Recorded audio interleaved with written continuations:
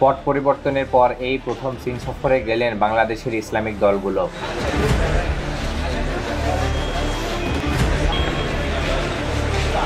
কিছুদিন আগেই চীনা কমিউনিস্ট পার্টির আমন্ত্রণে চীন সফর করে আসে বিএনপির একটি প্রতিনিধি দল। এরপরেই চীন সফরের দাওয়াত পায় ইসলামিক দলগুলো। এদিকে বাংলাদেশের রাজনীতিতে বেশ কিছুদিন ধরে আলোচনায় ছিল যুক্তরাষ্ট্র, ভারত, পাকিস্তানের নাম। কিন্তু হঠাৎ বেশ জোরে সোরে আওয়াজ দিয়ে সামনে আসলো চীনের নাম। জামায়াতে ইসলামী ছাত্র শিবিরের 10 জন নেতা সহ আরও 4টি ইসলামিক দলের একটি প্রতিনিধি দল চীন সফর করছেন। 14 সদস্যের এই দলের নেতৃত্ব দেবেন জামায়াতে ইসলামের কেন্দ্রীয় নায়েবে আমির ও সাবেক সংসদ সদস্য সৈয়দ আব্দুল্লাহ মোহাম্মদ তাহের।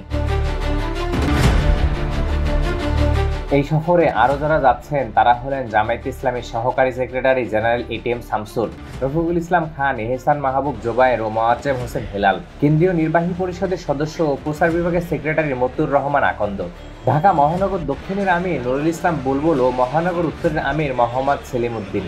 দৈনিক সংগ্রাম পত্রিকার প্রধান প্রতিবেদক শামসুল আরিফিন, ইসলামী ছাত্র শিবিরের কেন্দ্রীয় সেক্রেটারি জেনারেল জাহিদুল ইসলাম, বাংলাদেশ খেলাফত আন্দোলনের একাংশ আমির মাওলানা আবু জাফর কাশেমি, খেলাফত মজলিসের মহাসচিব আবু আব্দুল কাদের, বাংলাদেশ নিজামী ইসলাম পার্টির মহাসচিব মুসা বিন এজাহার ও হেফাজতে ইসলামের সাংগঠনিক সম্পাদক আজিজুল ইসলাম ইসলামাবাদী। প্রতিনিধি দলটি আগামী 5 ডিসেম্বর দেশে ফিরবেন বলে জানা গেছে। প্রসঙ্গত, সম্প্রতি চীনা কমিউনিস্ট পার্টির আমন্ত্রণে সেই দেশে সফর করেন বিএনপির একটি প্রতিনিধি দল।